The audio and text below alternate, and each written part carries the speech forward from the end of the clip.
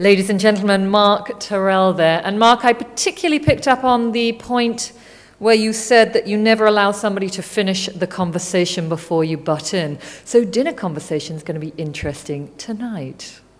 I bagsy him first. Ladies and gentlemen, our third speaker and our final address today is from Paul Bell. Paul Bell serves as president of the Public and Large Enterprise Business Units at Dell.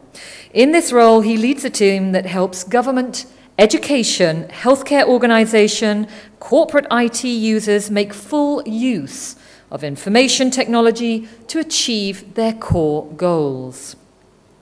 Paul has been with Dell for more than 14 years and has a deep insight into all segments of the company.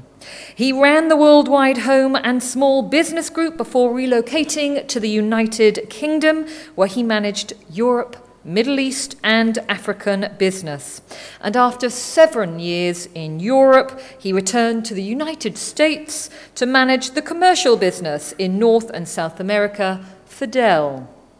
Born in North Africa, Paul worked with the Peace Corps in Tunisia in his early career.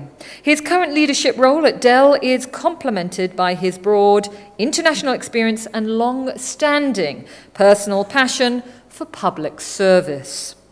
Paul is currently chairman of the Global Giving Council in Dell, an organization that seeks out and supports philanthropists' programs, including Dell Youth Connect, which helps connect children to the digital world.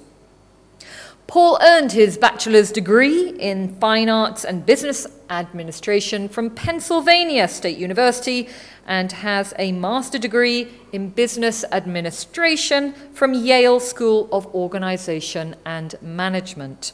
He is an instrument-rated pilot and enjoys traveling with his wife, Moraine, and 3 children. So, ladies and gentlemen, please welcome on stage, Paul Bell.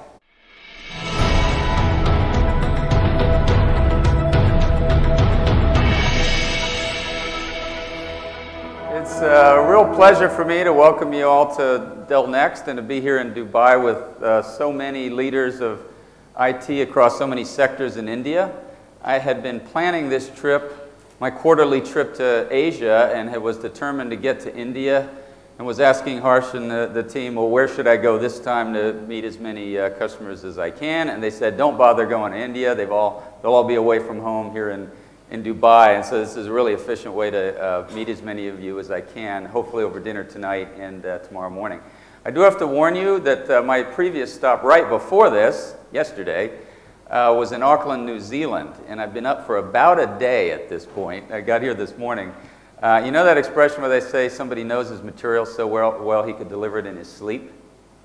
Well, in my case, we're about to find out if that's literally true as I give you an update here on Dell. Now, here's my purpose for this evening.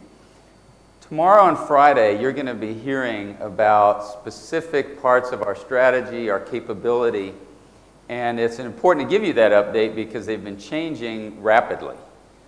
We have been acquisitive, bringing a lot of new technologies into Dell. We have been reorienting our own research and development capability and bringing a lot of new talent into Dell in various field engineering capabilities. We want you to understand what we're doing in detail, so hopefully we can find areas that we can help you in your own path to innovation within your own company. What I want to do tonight is talk about the broad themes behind that. So what's the logic behind it? What's our point of view? What's our strategy? So you get some sense of what will continue to shape how we place our investment dollar resources over the coming years. Now, Mark already actually mentioned this in passing in his talk, but the fact is that we're really shifting the role we're all playing within the IT industry. And I've noticed that I've been at Dell about 15 years now, and I have noticed this distinctly in customer events. The level of engagement with the fundamental mission of the business that IT people are supporting and how much that has continued to develop over time.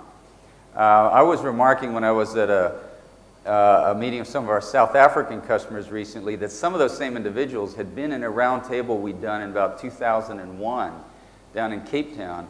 And at that time, one of the main topics of conversation was getting the business to pay attention to us in IT. That they saw us as a cost center, and we didn't know really how to engage and get funded to do the things that we thought were value added to the business. And we were remarking on the fact that we never have those conversations anymore. Some businesses, everybody's in a migration towards this. Some are farther along than others. But the fact is that senior executive officers these days are quite aware of the fact that technology is increasingly what differentiates them and helps them win business in the marketplace. I mean, it doesn't really matter what the core product is. Very often the differentiation is the customer intimacy and the information systems that give you that intimacy and allow you to innovate around that. One statistic many of you may know is that for a lot of our customers in many sectors, over half of all the capital expenditure dollars are going in IT, not traditional uses of capital from decades prior. That means that we have to be at the table with the leadership of the organization, understanding what kind of innovation is going to make a difference in fulfilling the mission of our organization. All the stuff on the left of this chart didn't go away. We're, of course, responsible for those sort of operating metrics to say we're using the IT dollars efficiently, we're using the power given to our infrastructure efficiently. Of course, that's important, but it's really the move into a more strategic role in the organization that's exciting, and I hope it's one of the reasons we're in this room, we're all in IT and continue to find satisfaction from that. And we're going to focus in how we have developed solutions and shaped our investment resources on a few of the strategies we think are core in becoming a more innovative organization and supporting that through IT. A lot of it has to do with redeploying resources, getting the resources, the human capital and the intelligence, the financial resources, focused on this mission of accelerating innovation. Big part of that is the efficient enterprise actions that we've all been working on for the last decade or so. How do you take your budget, really analyze what is being consumed in legacy infrastructure, in inflated costs, sometimes proprietary technologies, inefficient subscale operations, all the places where waste resides in the IT organizations, and how do you free that capital or that the human capital up for focusing on where you're really going to develop new applications, new capabilities, and do things that are going to actually support the innovation mission of the organization. How do you do that? So a lot of what I'm going to talk about today, and you'll hear about in the next couple of days, really go back to that fundamental redeployment issue. It's also important to think about skills changing in redeployment. If your IT organization is mostly made up of people who are deep in the infrastructure, that's what they know how to do, that's what they like to do, and they don't have the capability or the interest in connecting with the people who are out there selling to your customers or creating the products that you sell, then there's a real reshaping of the IT organization that has to take place. And a lot of the strategies that we're proposing here have to do with getting the plumbing of IT, if you will, off to people who can do that at scale or who can take that off of your plate so that the scarce human capital you have can really be focused on that innovation mission. So I'll come back to those themes, but that's basically what we're talking about here today. Now, a few basics of how we organize our investment dollars, our teams, our solution sets to try to accomplish that mission. First, on the left, there's some design tenets for Dell. This is what the engineers have kind of stapled on their foreheads. This is what our salespeople are always thinking about as we propose the next round of solutions. Open, capable, affordable. This came, of course, from Dell's DNA, our roots. We've been in business over 27 years at this point, and if people knew us for anything, it was about trying to be efficient with supply chain, trying to champion open standards, modular architectures over legacy architectures. It was the open agenda and helping customers get value out of that when it was difficult at first maybe to adopt these technologies, or in some cases even to take them seriously. That was in our DNA, and we want to perpetuate that and build on that as we go into far more sophisticated sets of solutions. The capability and the affordability really come from that dedication and rededication of our company towards openness. And let's be clear, in our industry, that is not a universal value. You have to kind of look behind the rhetoric and say, everybody's going to talk about supporting open systems, but do they really make their money off of protecting effectively a monopoly position on something that really isn't the technology of the future? And that's really what we're trying to stake out here. On the right side of the chart, focusing on the fact that Dell is now today one of the IT companies that has the broadest portfolio of hardware, services, and software capability. In other words, the end-to-end capabilities that you have to rely on. And what we're very interested in doing on your behalf is continuing to innovate around the interplay of these things. We think it's important. When one of our competitors was wobbling over whether the end-user device business was a good business to be in, we really rededicated ourselves to that, not for its own sake so much, but as part of complete solutions. And I'm going to talk about each one of these. So let's first talk about the end-user device. The word that you often hear to talk about this, or to frame this topic, is consumerization. And we define that slightly differently, each of us probably, but it really has to do with the fact that we really are getting to very flexible architectures around applications that mean people can have access to their data, to the applications they need on any device, anytime. And of course they need that because the world's workforce is becoming increasingly mobile. One estimate we saw recently said that about 900 million workers around the world in 2008 were described as mobile, meaning they kind of worked outside the office of the usual place of business. That's expected to be 1.2 billion next year. So you see that growth. That would be about a third of the global workforce. Now, that doesn't mean they're all technology enabled, but it means there's an opportunity to technology enable them. At Dell, we're going through that same transformation, and maybe your company is. If you went back a few years ago, we would have said out of our 100,000 employees, the field-based salespeople, they count, but about 6,000 of those. The executives who are on the road all the time, they count. Most other people were somewhat rooted. Well, we've gone through a massive transformation of our workplace that is basically saying tech support people, inside on the phone salespeople, engineers, HR professionals, etc. They're on flexible working now, and they don't need to be in the office. So over a third of our workforce now is in that mobile environment. It's going to well over 50% over the next few years. So that's a business issue for us. How do we really enable those people to be at the forefront of their own professions and do a great job for our customers? Okay? A lot of that, of course, has to do with how you can get the fit-for-purpose device. Well, if you looked at Dell's end-user device strategy just, say, 4 or 5 years ago, what we were about was customization of a few core platforms. We kind of pioneered it. We could give you maybe a dozen different models of mobile computing platforms, but we could configure them infinitely for you. Exactly the guts of the machine that you want. That's not our model anymore.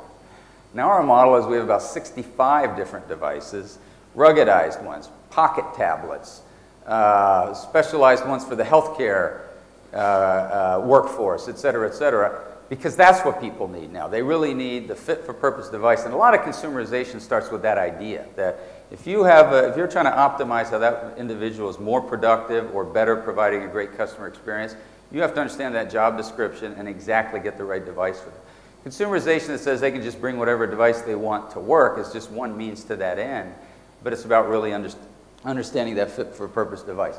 And what are our challenges, though, in the enterprise IT responsibilities that we all have? Well, obviously, security, manageability. When you're saying we're going to take the company's greatest assets, which is our data, and we're going to get it out there, you've got to make sure that it's managed and secure. And a lot of the exciting innovation and experimentation that's going on is saying that there are demands to get all kinds of devices out there on our network that are creating many, many concerns. So a lot of what you'll be hearing about in the next couple of days around our end-user compute strategy is how to accelerate that migration. We have many more fit-for-purpose devices, but that's really just the beginning. It's about how do you architect your applications, how do you manage those devices, how do you ensure security. And some of our key acquisitions of IP for Dell have really come to help us do that better and better. It's also important to notice that leveraging social media is becoming more of a business imperative, and I appreciated the comments Mark already made to that effect. At Dell, we had originally been known as an innovator in e-commerce, say back in the mid-90s. Dell.com today is actually one of the biggest B2B sites in the world. We do over $10 billion of revenue between business to business off of that capability. And most of the really mega sites in e-commerce are actually B2 consumer. So we are a little bit different there. In the era of social media, we created a couple of years ago a core capability called our Social Media Command Center. And the insight around that was that we needed a place to actively manage the hundreds of thousands of communications that are going on all the time between our customers and each other in very specific sectors and domains. So that's where we created that. And we make that very openly available to our customers. You may be doing some fantastic stuff and we'd love to share experiences with you. But if you're on an earlier part of that journey for your own company, part of our relationship with our customers is to share that experience. We did some research internally that said, just with our own customer base, that those customers who are deeply engaged with us in an ongoing conversation and are leveraging us for information they find valuable and insist, by the way, that we are curating a lot of third-party information, not just giving them a Dell-biased view. When they feel like they're in that honest relationship with us, they buy about 40% more from us than people who don't. And I don't know if you use Net Promoter Score. It's our way of tracking customer loyalty and if we're doing a good job for customers overall. Well, people who are in that kind of engagement with us have about 30% higher Net Promoter Score too. So that we know what the objective is, but now we're managing millions and millions of interactions, and you have to have a strategy for doing that. For us, that's a big part of leveraging technology for that end user experience. We recently, actually not so recently, it was back in 2009, did something that a lot of companies were debating whether it's a good idea or not. We said our employees should have access to their personal social networking sites from within the Dell firewall and should be actively encouraged to use that. So a personal Facebook account, for instance. We have found that there's the fantasy that you can separate social media and networking for the business and for the personal side to people under about 30 years old makes no sense whatsoever. So we embraced the whole technology ecosystem, but crucially made them go through a very specific training about what their responsibilities are, how to represent Dell, how to mix the business and the personal.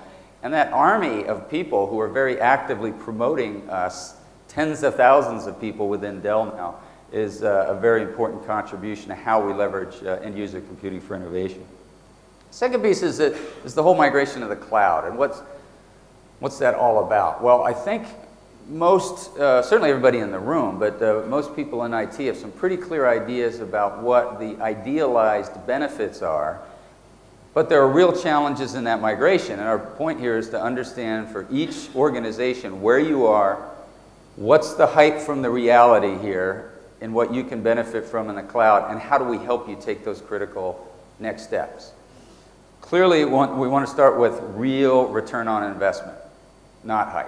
Are we talking about infrastructure as a service where you can leverage scale, you can leverage automation tools a provider might have, you can leverage utilization that might be a higher rate, so there's a good economic argument.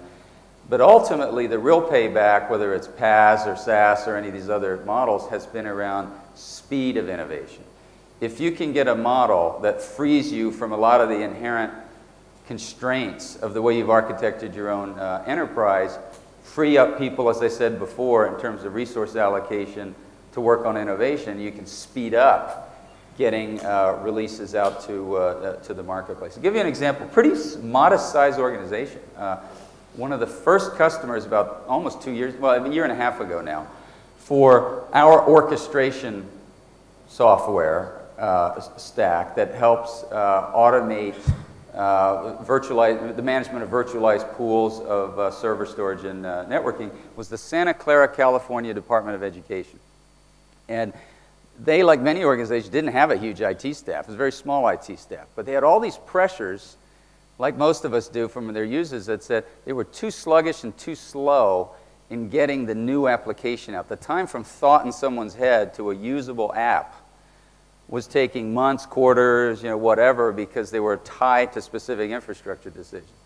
We threw all of that out for them, basically, and created this orchestration tool sitting on top of very highly virtualized infrastructure, and they literally were able to go from the idea in the faculty kind of pedagogical sessions to a workable app in weeks, and deploy them in a matter of days. That's one of the real benefits of cloud that goes beyond the dollars and cents, cost ROIs, to really probably the more important one is if you can speed up that innovation. I want to give you some sense, because we may not cover all of this in the next few days, about Dell's pedigree or experience we're bringing to the table here. Some of it will be in capabilities that you'll learn about that we've acquired, such as Boomi, which is in a very innovative whole new sector of the market that does cloud integration, tool sets that automate the integration of a SaaS platform with your legacy in-house developed platform, or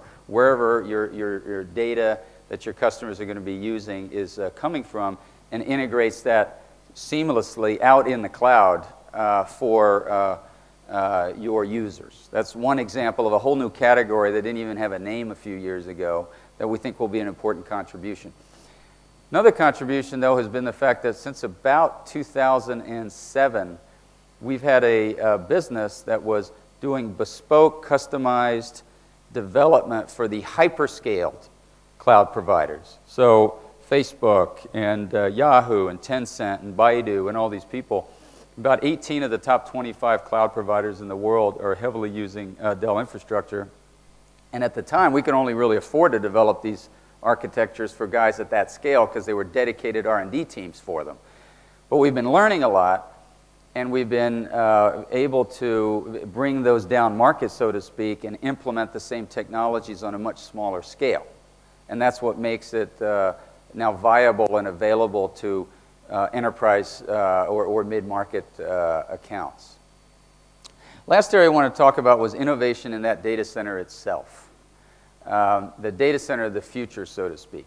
When we have created a modularized data center for Bing Maps, say, that was one of our customers of the business unit I just talked about, and design it and build it and deploy it, get the whole thing up in about 8 weeks. There was a speed to volume, of course, because they were scaling this thing up very quickly, but there's also a speed to innovation that came from having that remit of building capabilities out very quickly. One of the other things we've been learning, and our engineers have been pushing the envelope on, is power consumption. Because anybody who's in that business knows that the power becomes either the limiting factor or one of the biggest cost elements, but it's certainly something to take very seriously in managing. So the power utilization efficiency, the PUE, on that latest modular data center, containerized data center, so to speak, that we built this summer was 1.04, which means that only 4% of the power introduced to the data center is not being used to run the fundamental workloads. And that's astonishing amount of progress, since most brick and mortar data centers are about 1.50 if they're a good one. So there's real important innovations here around power consumption, around modularity, around creating very flat peer-to-peer type of architectures that we want to make sure that general enterprises now are able to take advantage of, and that's increasingly happening. Another area that I would say the area we have concentrated most of our capital on through acquisitions and our own engineering has been in data management and storage. So you will learn more about those, but that was an area that we thought was really ripe for some competition on the lines of open, capable, and affordable solutions. We thought there was a lot of gouging going on in that industry.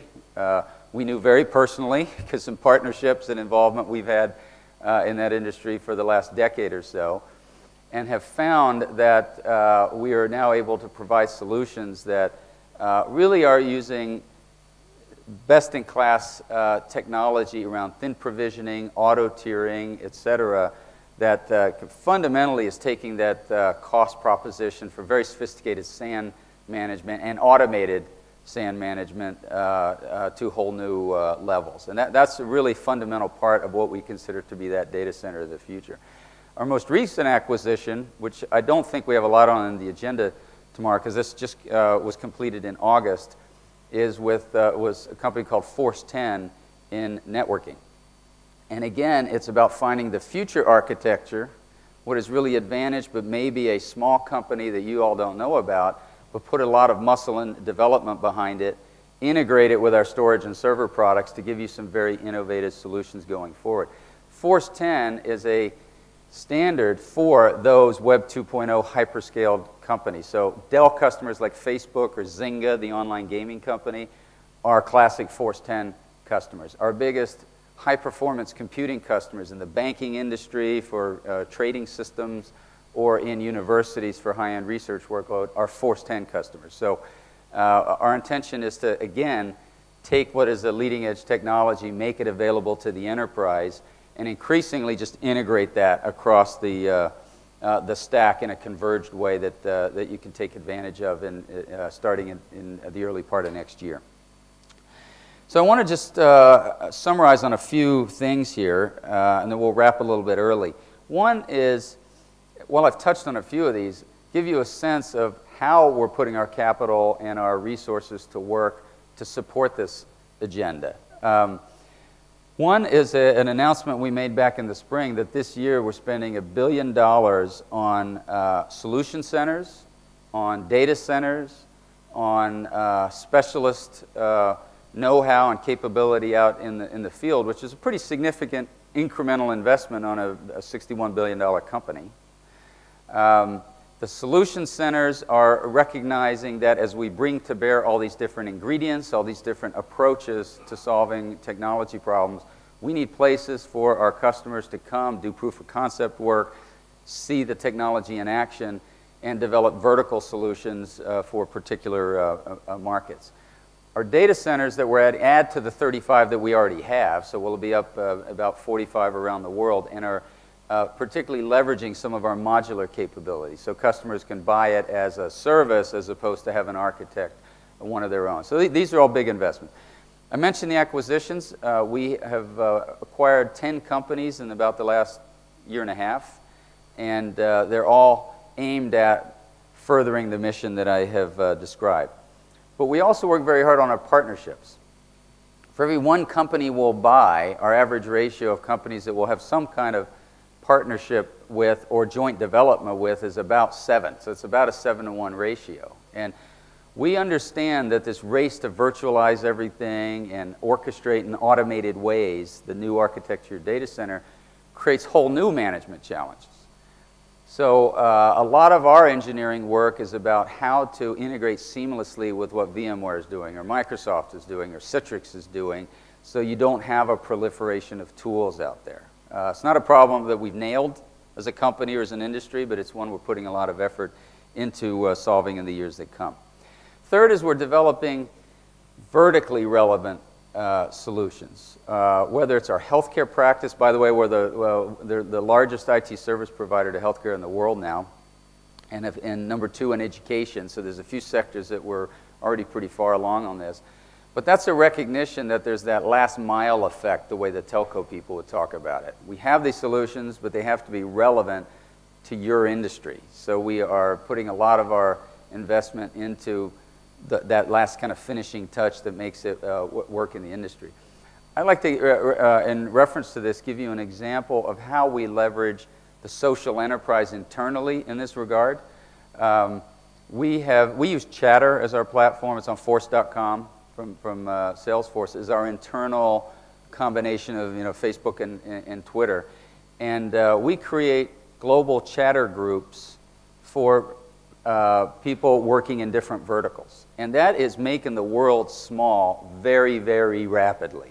Meaning that while we would do something centrally, like say, okay, we are going to architect a specific solution for low latency trading machines for the big banks, that we can do centrally. A lot of the solutions are actually kind of a systems integration role that takes place locally.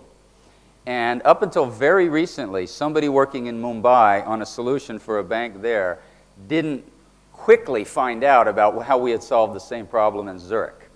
And we've now got all these people in chatter groups, as we call them, and the social network effect is starting to yield very tangible results, even as we invest in something centrally to support each of these verticals. Then finally, it's building deeper relationships. How do we do that? Well, this year we've hired 1,200 specialists in the field all over the world that are changing the face of Dell. That is that the people who can come into your account now tend to be people with years and decades of experience in the specialties that they have to have. We understand that if you're going to make a change in networking, or you're going to try to drive a converged architecture or a highly automated orchestration set of tools, there's a lot of questions you have, and there's a lot of depth of expertise that we need to bring to bear. We put a lot of effort in the past 18 months or so in changing the face of Dell and the capabilities in the field. So we're going to continue that, but that's how much we have accomplished to date. So in summary, there's a lot we can talk about, but the fundamental mission at the end, it isn't just about cost savings or efficiency. It isn't just about the next wave of technology. We're trying to always come back to the fundamental premise that every one of those decisions is in service of IT driving more innovation so your organization can win at whatever it's doing. If it's competing in a marketplace, if it's providing citizen service, you're educating students, whatever it is your mission is, that's what it's about. And we really want to always try to bring the conversation back to how these are strategies supporting that, not ends in of themselves. So we talked about the end user side, cloud environment, data centers of the future as three of the main pillars of that agenda. Very last slide is, and I won't go through all these, is just to say that some of the participants in the panels that Harsha talked about before are people who are currently using these strategies here in India. We knew it was important to not just talk about where we're going, but to talk about how we've deployed these and let the people who've had the experience, whether it's in high-performance computing or our highly virtualized and automated private cloud environments, be here to talk to you about some of those experiences, and we look forward to them helping us make this a successful conference. So with that, I'm not going to try seeing if anybody has any questions here. Here's what I'm going to do. I will stay down front here. If you got any questions, come and ask me. If you want to go straight to dinner, I will certainly be there, and look forward to engaging.